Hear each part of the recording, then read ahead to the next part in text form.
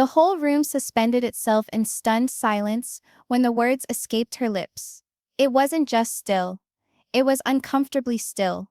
The kind of silence that causes your ears to ring because the world inexplicably stops breathing along with you. Even the buzzing of the ceiling lights appeared to diminish. You could sense the distant tick of the courtroom clock, each passing second cutting through the tautness like a blade. Reporters who had been lazily writing notes, mere seconds before now, leaned in, pens suspended in mid-air. The sudden snap of a camera shutter reverberated, followed by another, and another, the only noise shattering the crushing silence. Amidst it all sat Kody Brown. He wasn't slouching back like he did during interviews, exuding that same combination of self-assurance and insolence. No, today he was sitting bolt upright, fingers wrapped around the edge of the defense table so tightly his knuckles were white. His eyes, flashing toward the double wooden doors at the rear of the courtroom, seemed to belong to a man measuring a way out. But there was no way out. Not here. Not today. Standing opposite him was Kody Brown. Her shoulders had been squared, but her hands shook a little, holding a pile of papers she hadn't even looked at since reaching the witness stand. She didn't need them. Every sentence she was now going to say had been cut into her soul for years, and she'd held them like a burden too heavy to lay down. Her voice trembled, the words being spoken as if they had been pulled through an existence of sorrow before they were finally released. This man killed our family. And now, my son is dead because of it. It was as if a fuse had been lit in the courtroom. Gasps exploded from the courtroom. A woman in the rear covered her mouth with both palms. A man in a gray business suit leaned over to the person next to him and whispered something, shaking his head. The court stenographer hesitated mid-type for a half-second before compelling herself to keep pace with the tidal wave of feeling pouring into the air. Kody's jaw clamped so tightly the muscles in his cheeks twitched. He turned red, the sort of red that exists halfway between rage and embarrassment. For a single heartbeat, it seemed he might actually yell something back the way he sometimes did in those reality TV confessionals when the cameras took him by surprise. But his attorney, a tall navy-suited man with piercing eyes and even more piercing instincts, put a steely hand on Kody's forearm. A silent admonishment. Don't, not here. Not now. Kody's lips clamped shut with a loud click of teeth. His eyes fell to the table. The judge, a late 50s woman with a tranquil but authoritative demeanor, opened her gavel and brought it down with a single sharp crack. The report cut through the air like a gun. Order? But order was lost now. Not in this room. Not in this family. Kody's eyes pinned Kody like metal. Her tears weren't just of sadness. They were tears of memory. Tears of every promise that had been broken. Every Christmas destroyed by a fight. Every unanswered phone call until the moment had passed. The gallery, a blend of family members, journalists, and curious locals, leaned forward as though they were observing a scene they weren't privy to. Some of them had been watching the Brown family on television for years, laughing and smiling in their large polygamist house. Now those same individuals were observing the image unravel piece by piece, each piece sharper than the last. Kody's lawyer eased forward slowly, encouraging her to go on. Her papers trembled again in her hands, and a sheet slipped loose, drifting to the floor. No one stooped to retrieve it. Do you want to know, Kody said more loudly now, how it feels to call your own husband, the father of your children, in the middle of the night when your son hurts, and have him hang up? There it was, the first secret to drop off the shelf. Kody's shoulders stiffened, but he didn't glance up. His attorney shifted uncomfortably in his seat. Robin Brown, sitting directly behind Kody in the row, bit her lip and folded her arms tightly over her chest. Her eyes darted from Kody to Kody as if she were observing a slow-motion train wreck, and wasn't sure if she should close her eyes or hunch in closer. Janelle sat back further, hands folded in her lap, fingers woven together so tightly her knuckles appeared bone-white. Mary sat next to her, head slightly down, eyes focused on some intangible point on the carpet. The judge looked from Kody to Kody, gavel still resting against her hand, poised to strike again in case this became a shouting contest. Christine inhaled deeply. She wasn't yelling. Not yet. But her words cut harder now. Like walking barefoot on glass. He pleaded with you, Kody. I pleaded with you to be with him. You wouldn't listen. You wouldn't hear how terrible it was. You said you were busy. Busy doing what? Busy with her? Her hung in the air like cigarette smoke, and each face in the courtroom shifted slightly toward Robin. Robin's lips opened, but she didn't say anything. The courtroom seemed even more cramped now, as if the walls were closing in. Each noise, the squeak of a chair, the distant cough of a journalist, reverberated like it was coming through a bullhorn. The gravity of the accusation hung heavy on all of them, even those who had simply stopped by for the spectacle. Kody at last raised his head, looking at Christine for the first time since she began talking. His eyes were moist, but whether from rage or grief, no one quite knew.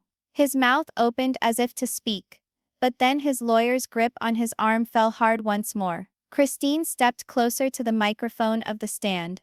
Her tone softened, but the softness was even more terrible than the yelling. It was the tone of one who had lost hope for an apology, and only came here today to speak the truth, regardless of how painful it is. You could have saved him, Kody. You could have loved him enough to fight another day, but you didn't. The silence that followed those words wasn't the same as it had been before. It wasn't strained. It was oppressive. The kind of silence that makes you feel like something has shattered inside you, even though you weren't the one being tried. The judge finally broke the moment by clearing her throat. Mrs. Brown, just stay with the facts of the case. Christine nodded, but her gaze never wavered from Kody. And in that moment, everybody in the courtroom knew the same thing. This wasn't going to be merely a battle of law. This was going to be a war of truth, memory, and tragedy. And nobody was walking out unscathed. Christine didn't budge from the podium. Her knuckles remained white around the rim of the microphone, but her breathing had steadied, almost as if she was bracing herself for the next blow. If Section 1 had been the initial crack in the dam, what was occurring now would be the flood. Her lawyer, a composed but keen-eyed woman in her 50s, came forward. Mrs. Brown, she murmured softly, describe to the court what you meant when you testified your son is lost because of it. Christine's lips quivered before speaking the words. It means, she said, her voice on the verge of breaking once more, that years of being ignored, of being made to feel like he didn't exist, of being told that his feelings were incorrect, shattered him. A whisper ran through the courtroom once more. Even the journalists, schooled in reporting without being pulled into emotion, appeared to be breathless. Christine looked at the judge. I know this court can't bring him back, she said, but I need the truth on the record. Because if I don't say it here, then all of this, she swept her arm around the courtroom, was for nothing. Her lawyer nodded in the direction of the bailiff, who came over with a thick manila envelope. There were pictures inside, the sort you don't want to see but can't help remembering after viewing. The first was of a smiling young boy in a backyard, a ridiculous birthday hat cocked over his head. The next was of him again, but a bit older, standing with a fishing rod and grinning as if he'd caught the world's largest fish. The smiles in the earlier photos seemed genuine, unposed, radiating light. And then, the last picture. There was a wave of whispers in the gallery. A woman in the rear softly started sobbing. Robin fidgeted in her seat, turning away as if the air itself had become poisonous.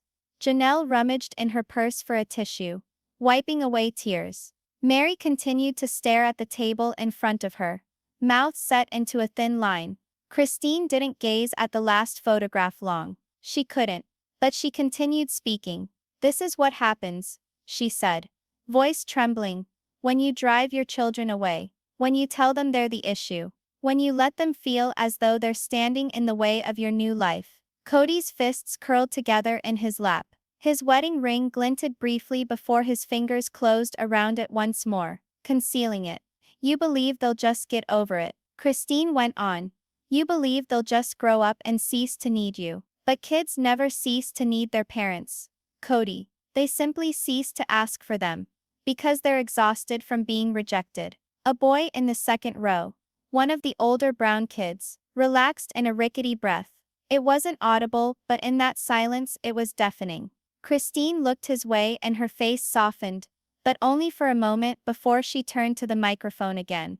The lawyer moved aside, allowing Christine to take herself. She didn't require encouragement now. The words were pouring out, brutal and uncensored. I recall one evening, she stated. It was snowing outside, and it was still in the house apart from the sobbing of him in his bedroom. I phoned you. I informed you he was in pain. You said, I'll attend to it later. Her voice broke harshly on the last word. She squeezed her eyes tight, as though preparing herself for the memory to run through her once more. When she opened them, her eyes went directly to Kody. Later never came. Gasps once more from the gallery. Someone in the press area wrote frantically in their notebook. Kody shifted uncomfortably in his seat, shaking his head. He leaned forward to his attorney, whispering a phrase, but the man did not glance at him. He continued to stare at Christine, aware that the harm was already done. Christine's attorney pulled out another document from the folder. A letter, handwritten. It was messy, uneven, with smudges of ink in spots where tears had dropped. This, the lawyer said, was written by Garrison 2 months prior to his death. Christine's fingers closed over the letter before she withdrew her hand, as if the touch would break her. Read it, she said, her own voice empty. The lawyer opened the letter and read. Sometimes I feel like I'm screaming into space. Like nobody hears me. I know I mess up. But all I wanted was for Dad to care enough to call, to come, to say that I counted. By the time the letter finished, a number of individuals in the courtroom were sobbing uncontrollably. Even the bailiff had to clear his throat, looking away to regain his composure. Christine continued speaking, her voice softer now. Not that Kody did the pulling, or made him do it, but each time he walked away, each time he refused to listen, it pushed him further over. She sat back down again, her chest heaving like she'd run a marathon. The judge took a note in her file. Mr. Brown, you will have a chance to reply. But before Kody could testify, Robin leaned in and whispered something to his ear. Whatever it was, it made him sit up straighter, his jaw clenching again. Christine shot them a glance, her eyes narrowing. She knew this wasn't finished. Not by a long way. But for the first time in years, she'd said what she'd come to say, and the truth, having been spoken there in that courtroom, could not be reburied. The judge's voice was soothing, but it held the sort of command that could reel a wandering mind back in a heartbeat. Mr. Brown, come forward to the stand. Every eye looked to Kody. For a second he didn't stir. His hands remained interlaced in front of him, his eyes focused on the highly polished wood of the defense table. The courtroom waited to see if he would indeed get up or refuse, as if that action in itself would tell them more about him than anything he might tell them. Then, deliberately he stood. Kody Brown had always been a man who walked with a certain swagger, the kind one earns by being the focal point of attention for a good many years, whether that's in his own living room or on television nationwide. But now the swagger was not there. His walk to the witness stand was heavy, deliberate, almost reluctant. Every step boomed on the hardwood floor. He didn't glance at Christine as he walked by her. He didn't glance at Janelle, or Mary, or even the kids sitting quietly in the back of the room. But as he stood at the stand, his eyes glanced, briefly, at Robin. She nodded slightly, her lips pursed tightly together. The bailiff took a step forward. Do you swear to tell the truth, the whole truth, and nothing but the truth? So help you God. Kody's voice was low. I do. He sat, leaning forward slightly, his hands locked on the edge of the stand, like a man clinging to a storm-tossed ship. His attorney moved forward. Mr. Brown, he started. You've just heard Christine's testimony. Tell the court, in your own words, your side of this story. Kody drew a deep breath, his glance flicking between the attorney and the judge. I loved my son, he told them, his voice shaking a little. I loved all my children. I didn't make this happen. I didn't prod him into doing what he'd. Christine set her teeth, but she said nothing. Not yet. I was doing my best, Kody went on. We had a lot going on in the family. People see what they want to see on TV. But they don't understand the pressure I was under, the criticism. The Christine's lawyer interrupted. Mr. Brown, are you saying the criticism from your wives kept you from being present for your son? Kody paused. I'm telling you, I couldn't possibly be in two places at once. And sometimes you have to prioritize the relationships that still work. A whisper went around the courtroom. Functional floated in the air, seeming to sit on everyone's tongue like a profanity. Christine's eyes blazed. She leaned forward, unable to keep it inside anymore. Functional? He was your son, Kody. Since when does a child need to be functional to be worthy of love? The judge held up her hand. Mrs. Brown, let him speak. Christine slumped back in her chair, but her scowl remained fixed on Kody. Cody's tone lowered, sounding nearly defensive now. I'm not saying I didn't care. I'm saying, I thought he was strong enough. I thought he didn't need me the same way the younger kids did. There it was. The sentence that caused Janelle's head to jerk up from the gallery. Her lips parted, as though she was seconds from saying something. But she stopped herself. Christine's lawyer came to the podium, placing a sheet of paper on the table in front of Kody. It was the letter Garrison had penned, the one that had been read aloud a little while ago. Mr. Brown, did you read this? Cody's eyes flicked over the first several lines, but he didn't touch the paper. Heard it read, he replied softly. And after hearing it, the lawyer prodded. Do you feel like your son didn't require you? Kody moved in his chair, his shoulders tight. I think. He stopped, his throat constricting. I think maybe I didn't know how bad it was. Christine had her eyes closed, a tear running down her cheek. The lawyer didn't let the opportunity slip. Mr. Brown, you heard evidence today that you hung up on your son when he called you for assistance. Is that accurate?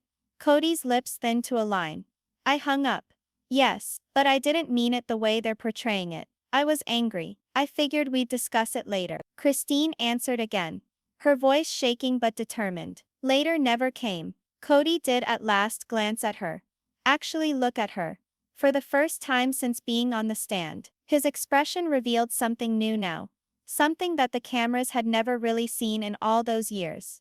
Guilt. The judge leaned forward. Mr. Brown, how do you feel when you hear your wife, your ex-wife, tell you that you're not doing anything took your son away from you? Kody swallowed hard. His voice cracked as he talked. I feel regret and anger, not just at them. He weakly pointed towards Christine and Janelle. But at myself. I should have. I don't know. I should have been better. One tear rolled down his cheek. He wiped it away fast. But the cameras recorded it.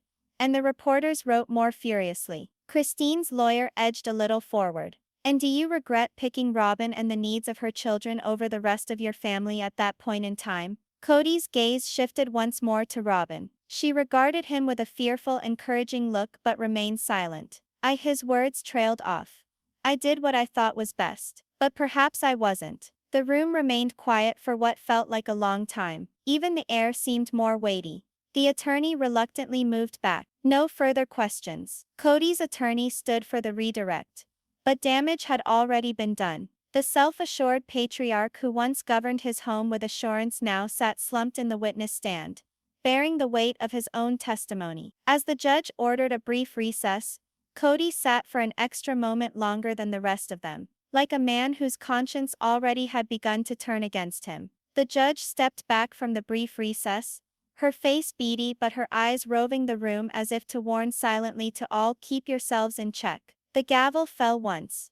We will continue. Mrs. Janelle Brown, come forward to the stand. A shiver of surprise moved through the room. Janelle hadn't been summoned yet. In fact, until now she had been silent, sitting with her hands in her lap, her face impassive, her eyes frequently staring at the floor. She wasn't due to testify this early. Christine gazed at her, wide-eyed, silently questioning. Are you sure? Janelle's jaw clenched. She rose, smoothing the front of her blouse, and moved toward the witness stand. Her steps were firm, but each step seemed to bear the weight of years. The bailiff administered the oath, and Janelle's voice was gentle but firm.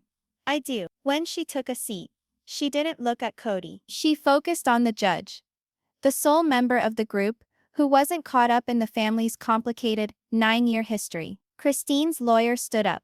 Mrs. Brown, Can you explain to the court why you've decided to testify today? Janelle breathed slowly. Because I've remained silent long enough. That single sentence lingered in the air, and even Kody shifted uncomfortably in his seat, his jaw clenching. Proceed, the lawyer encouraged. Janelle's eyes flashed downward for a moment, before she looked back up, the tears shining in them. I tried to defend him, she said, her voice only just shaking. I tried to defend them all, the children. But Kody, you drove them away, one at a time, until there was nothing but hurt left. The lawyer for Kody began to stand up in protest, but the judge dismissed it. She may go on. Janelle's fists gripped tighter in her lap. Garrison wasn't perfect. None of our kids are. But he needed his dad. And every time he reached out, Kody, you weren't there. And if you were, it was to criticize, not comfort. To remind him of what he'd done wrong. Not to tell him you loved him. Kody shook his head. That's not true, he said under his breath. Janelle's eyes finally met his. Yes, it is. And you know it. Her voice held no rage. Only the crushing serenity of a person who had already wept all tears they possibly could weep. You prioritized your pride over your children, she went on. You prioritized being right over being here. And now we find ourselves standing here because of it. Robin leaned forward, barely breathing. That's not true. But Janelle didn't even look her way. Christine's lawyer handed Janelle a thin pile of paper text messages. Garrison's messages with his father. Janelle skimmed them for a moment, before reading aloud. Dad, can we speak? It's significant. I'm in the middle of something. What is it? It's fine. Doesn't matter. Her voice barely cracked. That was 2 weeks before he passed. He reached out, and you shut him down. Again. Kody sat up more upright, his fists wrapped around the edge of the defense table. That's not right, Janelle. You don't understand what happened that day. The judge's gavel came down hard. Mr. Brown, you will be quiet unless spoken to. Janelle didn't blink. Let me tell you exactly what was happening that day. Robin's car was in need of repair. You traveled 2 hours to assist with that. Yet you would not travel 10 minutes to visit your son. The gallery buzzed with whisperings. Even the reporters' pens appeared to hasten. Kody's gaze darted to Robin, who sat rigid, her eyes fixed ahead. Janelle shifted forward a little, her voice dropping so that the hush in the room made each word cut cleaner. You spent years saying to the world you're a man of faith, a man who loves family more than anything. But when it counted, you loved convenience. Kody began to open his mouth, then shut it again. Janelle's lawyer, Christine's lawyer. Technically. Let her continue to talk. I'm not here to punish you, Kody. She told him. I'm here because I need the truth out there. I need our kids to know that their pain was real, that their father's choices weren't okay. She broke her gaze with him at last, her eyes scanning the room. You can't turn back the clock. You can't repair the vacant chair at the table, or the hollowness in the hallways, where his laughter was. But you can take responsibility for your role in it. And so far you haven't. The judge shifted a bit, her face impassive. Janelle's hands released into her lap, as she sat back in the chair. For an instant she seemed poised to weep. But she took a deep breath and squared her shoulders instead. That's all I have to say, she concluded softly. The courtroom remained quiet for a very long moment after she descended. Even as the judge invited the next witness, everyone knew. Janelle had opened a fissure in Kody's defense that no amount of legal mending could ever restore. Kody sat, his jaw clenched, but his eyes another tale of a man that understood the individuals who previously stood by him, now stood taking him apart, piece by piece, for the whole world to see. The judge's chambers had been silent for much too long. The family sat scattered, Christine holding her hands so tightly, her knuckles whitened, Janelle looking at the floor, Mary shying from every eye, and Kody leaning back, jaw clenched, eyes locked on the doors of the courtroom, as if waiting for a miracle. As the bailiff came back and summoned all back into the courtroom, the noise of shuffling feet sounded like thunder. The judge pushed his glasses up and looked at the jury foreman. Has the jury come to a verdict? The foreman rose, piece of paper in hand. We have, Your Honor. Each breath in the room seemed to cease. The paper opened, In the case of the state versus Kody Brown, we, the jury, find the defendant guilty on all counts. It was as if the air had been sucked from the room. Christine's shoulders dropped. Not in triumph, but in relief. Janelle closed her eyes, tears finally spilling over. Mary's lips trembled, torn between sorrow and justice. Kody's head fell forward. For the first time in years, the confidence, the bluster was gone. He wasn't the patriarch now. He was just a man who had lost everything. Robin released a shaky, broken sob, but even her voice was unable to overpower the whispers in the gallery. People wept. Others nodded heavily. The pens of the reporters scratched across pages, documenting the closing of an era. The voice of the judge was stern. Kody Brown, you are remanded into custody pending sentence. Court is adjourned. The gavel struck with the sound of a gunshot. Christine came around to stand in front of the cameras outside. This wasn't about vengeance, she said calmly.